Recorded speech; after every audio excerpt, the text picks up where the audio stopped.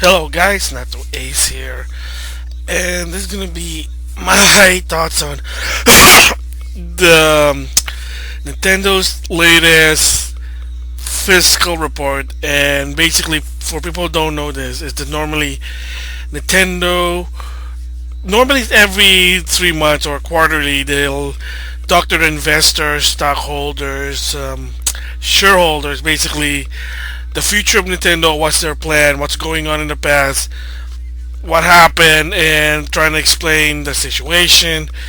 Basically, a report the like what happened the past quarter, and how can they improve on the next quarter in the future. So I kind of been doing this in the past, giving my thoughts about it. So yeah, it's no different. So this one's gonna be, and the title basically is 9 months fiscal resort briefing for fiscal year ending March 2017.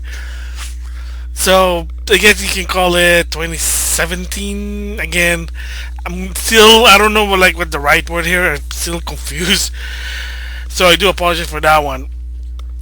But anyway, moving from that, it's basically I don't remember them doing this like in the previous quarter. I know that's what they're saying, 9 months. The last time I think I remember doing this during the summer, and there wasn't really so much. Like I know one of the announcements they did say that they're gonna do less Switch than the Wii U. They did state that, and another one that the Switch not gonna take loss. So with that, I just want to give my thoughts in this one, and it's not gonna be long. Hopefully, it's not gonna be long because the last time I did this, it was actually 1 hour. So hopefully it's not. So we'll see what happens. So basically, they have a slide always, and they're gonna talk about what it is. So of course, their objective for Nintendo is to expand the number of people who has access to Nintendo IP. Bottom line is to get Nintendo more exposure. That's always been their deal, because one of the biggest problems in the past was they were so protective with their IP that they wouldn't really give access, especially to like the movie maker, to toys, shirt, etc., etc. And the problem is, not a lot of people know about Nintendo. And the Lady Wada basically realized that it wasn't working, so they had to turn it around. So Kimishima basically said, "Okay, we're gonna continue from that one." And of course, they're gonna talk about this time presentation. No different, no difference. 3DS sale, smart devices, their new business, Nintendo Switch, and to some extent, Toys to Life. Before I even start, I do want to announce one thing. Apparently, it is now confirmed that I think yesterday Nintendo of Japan announced these suddenly are done producing Wii U's. No surprise, but they're done. And then today, a Kotaku contact Nintendo of America and say, "Hey, you know what's going on? Is the Wii U production's ending? Is it done? What's going on?" And a Nintendo of America representative basically did the same thing and said, "Yes, they are worldwide ending production of the Wii U." No surprise there because of the history of what happened to the Wii U in the business side. It's not a bad system. It had some good quote unquote exclusive games. That's the reason you buy it for the exclusive, but the overall business wasn't really that good. Can't really have that for a business. It may be beneficial for us, a Nintendo fan and a consumer, but in the business, it doesn't work. So I'm gonna read some here, like some of the highlights that I think that's interesting to talk about. So with that, the first thing the basic talk about is, let's just say Pokemon Sun and Moon, one of the best-selling games. Surprisingly, they said globally it sold 13 million units.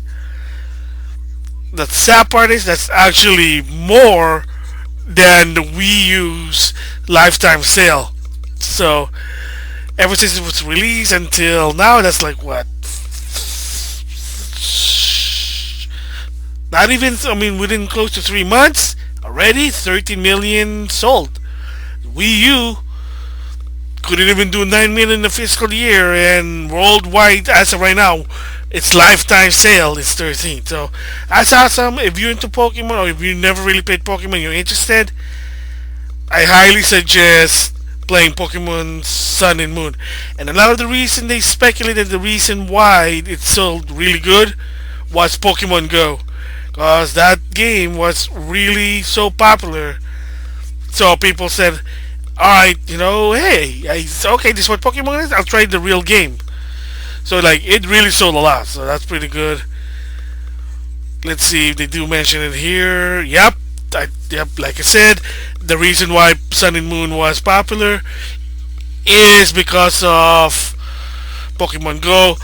The non-gamer that never played 3DS, the hardcore ones say, "Oh, what is this Pokemon? Oh, I like this Pokemon Go. It's easy, so we'll try the real game." So again, they did say that Pokemon Go did help sell Pokemon Sun and Moon. No surprise there. And then the sale for the 3DS in Japan apparently is a bit lower than last year. I guess it probably just didn't really have a lot of games. I don't know. The software, yeah, the hardware is slow because again, well, a lot of people already have 3DS. So how many more people need 3DSs? Unless you're updating to the from the 2DS to the 3DS or the old 3DS to the new 3DS. Who knows? Game wise, no surprise. They're selling a lot of games in worldwide, so that's pretty cool. Alright, so moving from there is apparently Super Mario Maker was released, of course, I think December in worldwide in the 3DS, Super Mario Maker for the 3DS, and it sold better to some extent to the Wii U version. Mostly the reason is more people have 3DSs than Wii U. And I did talk about it before that the reason why they did Super Mario Maker for the 3DS is so more people can experience playing Super Mario Maker because a lot of people have Wii U's. Because if you know the history of the Wii U, at one point they didn't have any game and people were selling back the Wii U because there was no games. So why not just put it in the 3DS and there you go. No surprise. I mean, it's a lot of the features are basically to some extent inferior to the Wii U, but again, people still enjoy it, so that's all you can say. And then they're basically talking about sales in America. I guess this one in Japan. Okay, so in America, more people are now getting 3DSs. No surprise. Games, same deal. They have some good games, again, exclusive. Third party games, yeah, because again, you gotta also understand is there's no competition with the 3DS. You gotta keep that in mind. Maybe a bit of the Vita, but as Andrew House said, he admitted it that the Vita wasn't really that successful that they wanted to be, and it was now considered a legacy console. That means they're not supporting the Vita anymore. Third party can still support the Vita, but that's even so limited that you can't buy physical release of Vita games to some extent. Only digital. It is unfortunate, but it is what it is. And then in Europe, so same thing as in America. But now they sold more units and games. And apparently, Yokai is popular in Europe. And of course, if you don't know the history of Yokai Watch, it is a game, but at the beginning in Japan, it didn't really sell well until they made an anime, and with an anime, kind of helped sell the game. And again, and of course, Yokai Watch gets 3DS for the kids. Kids do like Yokai Watch, no surprise there. And then, of course, their 2DS and 3DS. Their sales for the 2DS apparently, and it's well, let's just say it's good, so no surprise there. And then, of course, then the next thing they talk about is still aiming to appeal more children and female. I said it before in my previous financial report is that the Nintendo hardcore fans are mostly male, and yeah, male. So you got them already no matter what. They want to expand that with children, and that works with the 3DS. Will it do it with the Wii Switch? Who knows? Female, sort of same thing. There are games for for females such as Style Savvy. I do play those games. It's fun. There are other ones I have no idea what. So again, they are still aiming that goal that they want more children, female, to play Nintendo products. And then apparently now, as of right now, install base of the 3DS family, that's 3DS, new 3DS, XL, 2DS, is 62 million units worldwide. No surprise there. Again, the reason is it's portable. Kids like that. You can play it anywhere. I mean, should they be just a portable business? It'll probably be if the Switch failed, but who knows? So this is the one that's really concerning for some. I know Alex from Back Battle didn't really like the idea of the 3DS existing with the Switch, because the whole point of the Switch was to have a console that's also mobility. But if you have the 3DS, so once again, what the developers gonna have to make games exclusive to the 3DS, to the Switch, or is it finally gonna be parity that if we make a game for the Switch, we have to make games for the 3DS? Who knows? You gotta understand that the 3DS is the same it's as powerful. Think of it as a Wii. Switch, well, it's a Switch. It's supposed to be beyond the Wii U. So who knows? But yeah, they're saying that they're going to continue introducing new titles for the 3DS because they want to continue the 3DS. And basically, the bullet point is the price point and play characteristic are different from the Nintendo Switch, so they will not compete. The business will be separate and run in parallel. Basically, what it means is what they're saying there is that because 3DS games are cheaper than Switch. Switch are $60 tops. 3DS games are $40 or they're $20 apart. They did it with the PlayStation Vita and PS4 games again. But they're also saying that they may be separate, but parallel basically mean that they do complement each other again. So is it concerning? Who knows? You just have to wait and see. So they announced a lot of new titles, especially for, let's just say, in Japan. Poochie and Yoshi's Woolly World, an improved version of the Wii U version. Goodbye Box Boy, right now it's only in Japan. It comes with a amiibo of the Box Boy. I know it's gonna come in America. Would I buy it? Well, sure, for the just amiibo itself, but I do need to play the second game. I have played the first one, so. Another one is Mario Sports. Interesting game. Fire Emblem Warriors. Yes, that is exclusive for the new 3DS. So another game that's exclusive to the new 3DS kind of justify having a new 3DS. But really, you don't need to justify anything. If you want it, go buy it. Better performance. That's all I'm going to say. But should the 3DS be just exclusive to the new 3DS? That's kind of hard to say, but we'll just have to wait and see. And then Fire Emblem Echoes, Shadow of Valencia. It's a remake of Fire Emblem 2. Hopefully that's good. Hopefully that's English dub. Can't wait for that one. A new Pikmin title that they show. It's a side-scrolling one. And then one of their new game that's basically new IP, Ever Oasis. There you go. So they are actually doing new, and that's a good thing also. They are doing new IP. Ever Oasis. Want to Switch, even so it's a tech demo for the Switch. ARMS. We'll have to wait and see. And then of course they're talking about Monster Hunter XX in Japan, very popular. Dragon Quest 11, again popular. That's really popular. Oh no, it's not popular. Dragon Quest 11 is the newest one. Ugh, what am I saying?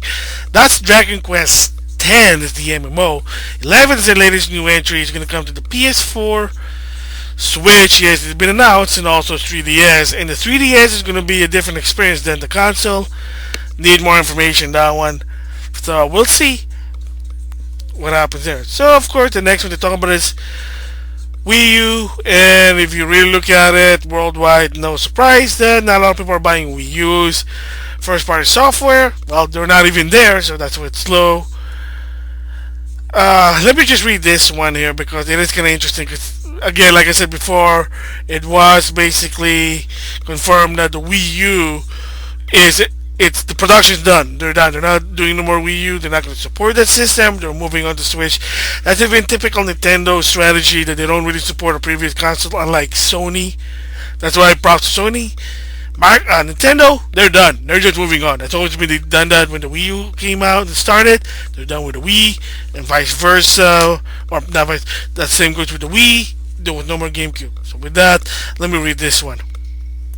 The slide compares sales through the Wii U hardware and first-party package software in Japan, the US, and Europe from April 2016 through the last week of the calendar year, December 2016, the end of it. Compared with the same period over the past 2 years, we significantly decreased the shipping volume of the Wii U this fiscal year compared to the fiscal year end of March of 2016. It set our sale expectation at 800,000 units. As a result, the hardware sell-through is down significantly compared to the previous 2 years. Also, there are fewer titles this year, resulting in reduced strength in software sell-through compared to previous period, but both hardware and software results are greatly in alignment with our expectation.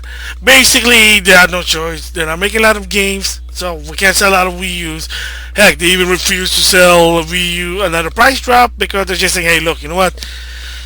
We're only gonna sell it for $300. If you don't want it, don't buy it.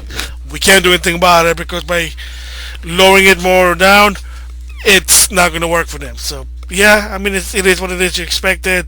I hate to say it, Wii U may be good, but it is considered a failure because it wasn't making them money. And then they talk about amiibos, basically from last year. That's better because of Smash Brothers. But after Roy and Ryu, that was it. Cloud, Koren, and Bayonetta still are missing in action. Platinum did show a Bayonetta Smash amiibo, but they can't really say much about it because the next one's coming are The Legend of Zelda Breath of the Wild, which is $16, except for the Guardian.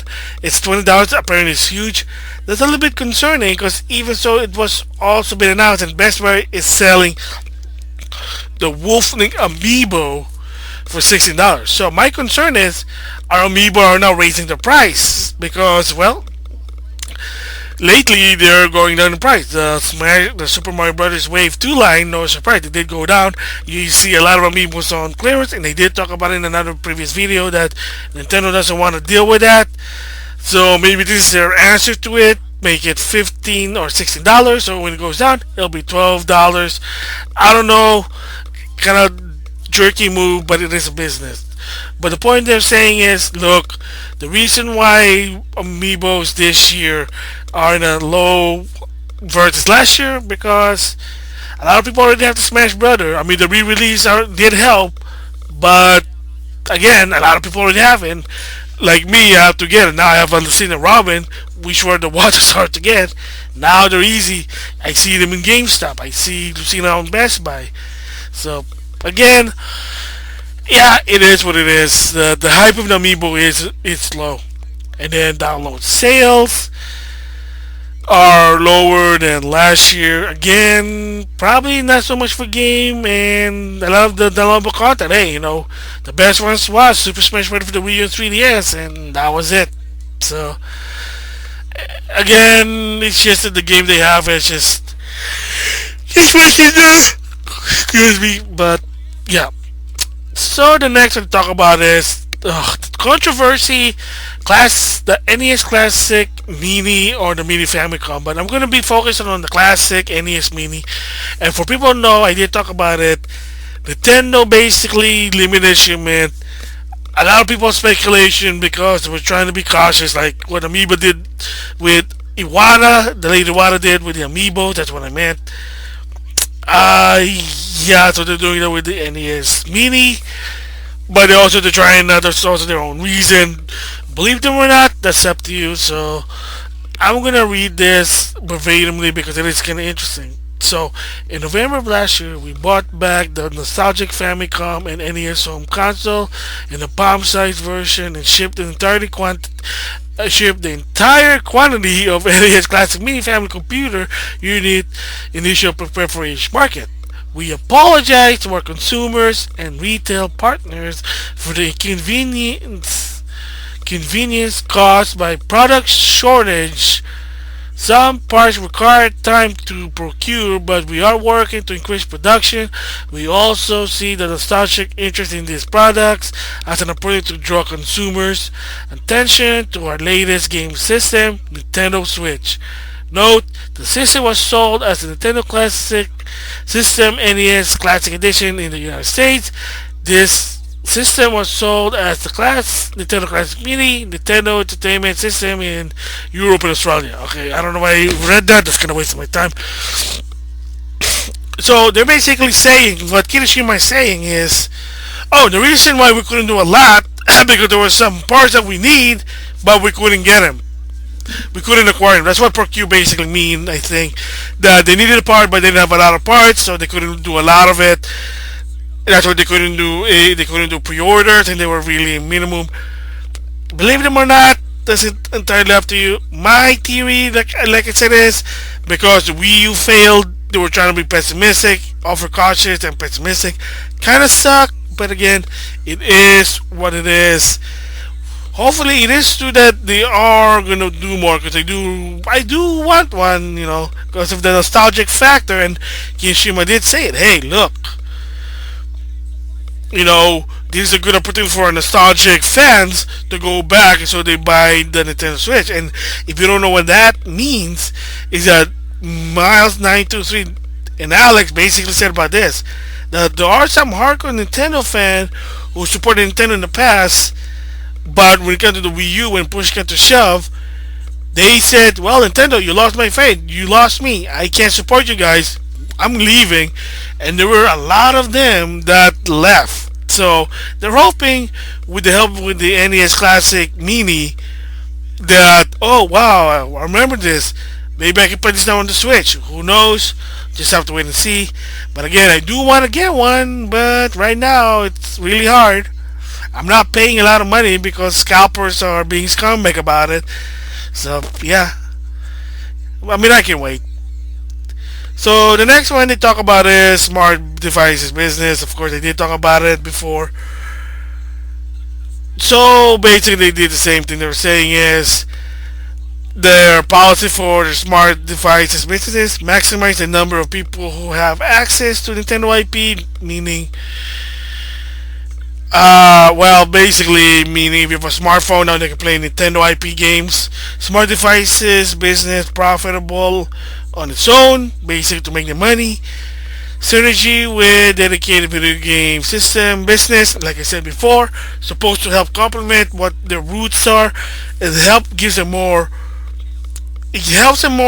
exposure. So like, and I did say this before, like say kid plays Super Mario and say, oh, this is one Mario, this is interesting. So this one is based on the console. I'll try Super Mario Brothers U.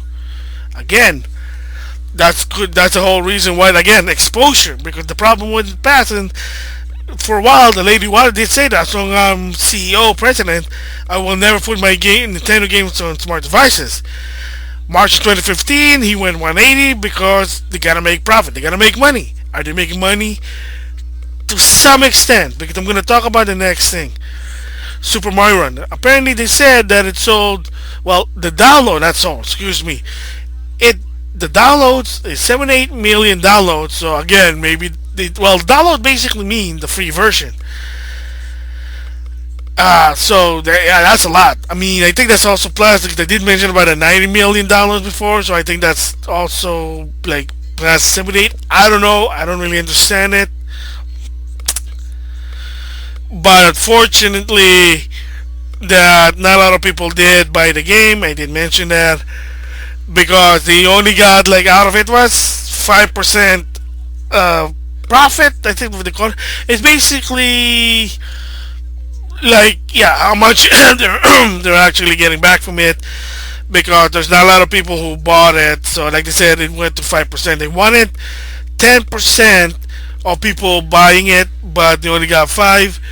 And the funny part is that Nintendo may be disappointed, but the shareholders, the investors, they were happy because the biggest thing that the investors want them to do from time and time again was to put their Nintendo IP on mobiles. So when they did that, they were happy. When they talk about Switch, you're like, ugh. So I don't know what the deal is. Maybe they just don't want Nintendo to be in the console business. Again, who knows? So of course they're saying also that Super Mario Run is going to be an evergreen application. If the word evergreen, if you heard about it, they talk about it, it's their word for to keep it to that high price even in the long run because the game is so good. That's what Iwata did and for past Nintendo games. That's why he kind of hesitated to do the Nintendo Select was the deal was to make even in the game is so old you don't need to lower the price, which is realistic. That doesn't work. People get pissed about it, but of course, what do you do if your console doesn't have third-party support and you gotta make money? I did say that before, so basically now they're saying the same thing here that don't expect this game to go down in price. It's gonna be $9, $10 no matter what. They didn't really mention that they're gonna do some add-on or something, or they're gonna improve the game by new updates. Well, just have to say, I did say it before that they should really they should really like put some new modes in, but we'll see. So let's see. Yeah, they added some new mode. There was the latest update. It had easy mode. Now you do get like you gotta get then when you play Toad Rally, you lose less toads than before. I guess that's one of the biggest complaint. In World Tour, you get easy mode because one of the complaint was sometimes it gets too hard. There you go. So interesting. I can't see it didn't really affect me because I'm already long further in the game, so it doesn't really matter. Okay, so we're gonna move to Mitomo. Apparently, when they did version 2.0, a lot of more people are playing Mitomo because it has a new mode with the candy drop to get tickets, the Panchico, and then there was new like question of the day, central answer, style central. I mean, the social aspect, so they're making more about it. And apparently, because right now Mitomo is version 2.1, they're gonna do 2.2. So whatever that is, well, apparently they say this effort such as version upgrade leads to a new number. Oh, okay, never mind. They're just saying that improve the game. If you improve the game, more people are gonna go in. So that's what they're saying. So yeah, and of course the next one they're gonna talk about is Fire Emblem Heroes. They did talk about it. Same deal with Super Mario Run. The whole point is more people to get into what Fire Emblem, and then if they like it, they can go play Fire Emblem Awakening or Heroes. Again, there you go. They did talk about what the game goes, and if you notice, the word they said was free to start rather than free to play, because the lady Wada did say that he does not like the word free to play because it's kind of like misleading, because it is what free to play is. It's kind of start, so they call them free to start. That's what it is. And Fire Emblem Hero is free to start, and like I said before, it's kind of like Tales of Link or Final Fantasy Record Keepers. You want to optimize the game. You want to get better. Pay. If you want to use free stuff, it'll be challenging, but it's possible. So I did mention this before with my Super Mario Run review that Animal Crossing is delayed to the next fiscal year because the reason they said was they wanted to have more breathing room with Fire Emblem Heroes, what's going to come in February 2nd, while at March of 2017, Super Mario Run for the Android, they want to give them more room for people to play it, giving them time. So my guess is that Animal Crossing Mobile is probably going to be latest, or I'm going to assume June as the earliest, and later to August, maybe, or July, during the summer. It's free to start because it's also free to start according to them. So, yeah, like right now they're not going to say anything about it. So they did apologize, say the people who wanted to play Animal Crossing Mobile, you just have to wait a little bit longer. I'm cool with that because, like I said, if they need to do something. That's when they need that extra time. So be it. And then they talk about Switch. They did talk about the presentation. They talk about that it's gonna be $300 with no game, and of course they're always bragging. And, excuse me. I like this one sentence. I like this one sentence here because they did say that it's gonna be $300. That's in America, but you gotta listen to this one. As we had started before, unlike Wii U, the Nintendo Switch price point was set to ensure that the hardware is not basically sold at a loss. Again, Nintendo never ever do the razor strategy or selling cards at a loss. They did it with the 3DS. They didn't know how to handle it. They did it with the Wii U. They didn't know how to handle it. That they had a lot of confusion. They had to cut their paycheck just to make the just to keep the company profitable. So they're saying for $300 they're not going to sell the console at a loss. Yeah, I mean it's a good or bad business. Hey, that's Nintendo. It's all about the end result. Are they going to be able to sell it or not? That's really it. Because the Wii U, believe it or not, they weren't selling the Nintendo at a loss. In the beginning, they were selling the Wii U at a, what's the word I'm looking for? Breaking even point. That was it. But saying by buying a game, boom, there you go, you're making a profit. Because Sony and Microsoft does is they lose a lot of money. Well, they lose it depends of it. Like it's the PS3 is $200 for every time the launch PS3 was sold. $50 with the PS4 sold.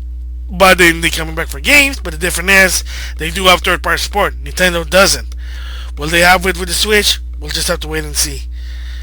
I mean, I don't really like that idea, but Nintendo's always been their deal. And of course, the pre-order was kabubble. Some people said they had a hard time pre-ordering. But apparently Kimishima said, well, since a lot of people are pre-ordering and so excited that they are going to pump up production. So to anybody who kind of missed your pre-order, here's your chance. You can get more pre-order. I don't think it's going to be a problem because, again, we'll see what happens. That's what I can say. So nothing else to say. Alright. And of course, they're just saying that the modes of the Switch, what you can do with it, and the best feature of the Switch is the Joy-Con because it has HD rumble. They did talk about it in the presentation. Motion IR camera. And of course, one of the games they said they were hoping to make a profit is one to Switch for $50. I don't think so. I did talk about it. Should have been a packing game. I should say yes, but Nintendo is Nintendo. And let's see. Hold on, I want to read this. A home console type video game system that can play it outside the home, plus comes with two Joy-Con controller for one each, or the left and right. I guess 2 players. So remember, the Joy-Con can be for 2 player with one Joy-Con. It splits again. We'll just have to wait and see if it's going to be that successful or not. Cause it's going to be a month from now, so they might announce something new, might not. Just have to wait and see. And then basically just talk about want to Switch saying its potential. Okay, we'll just have to wait and see. And then more games coming out, mostly in Japan.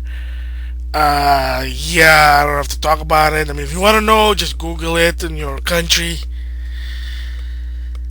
And let's say, they did also this one here. They made the comment that people are complaining about the weak launch games.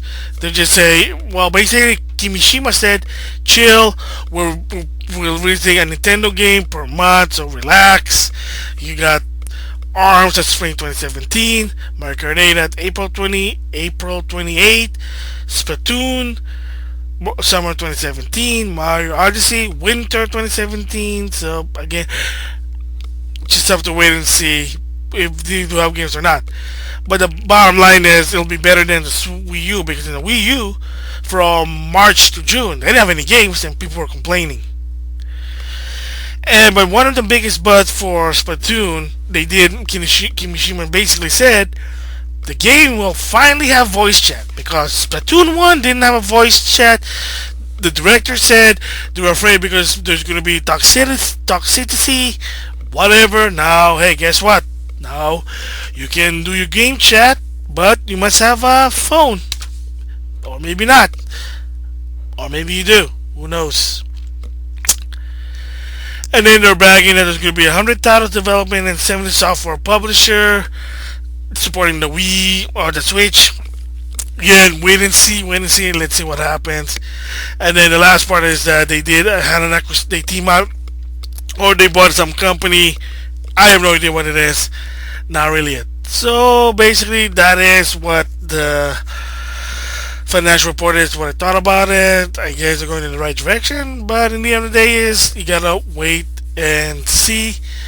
I do agree some of the part, but I do also disagree in some of them. So yeah, that's my thoughts on the financial report for the 9 months that ending in March 2017. There should be another one that's going to be somewhere in the last week of April that will tell them what the fiscal year of March 2017. So with that, that's it for now. I'll see you guys later, and thanks for listening.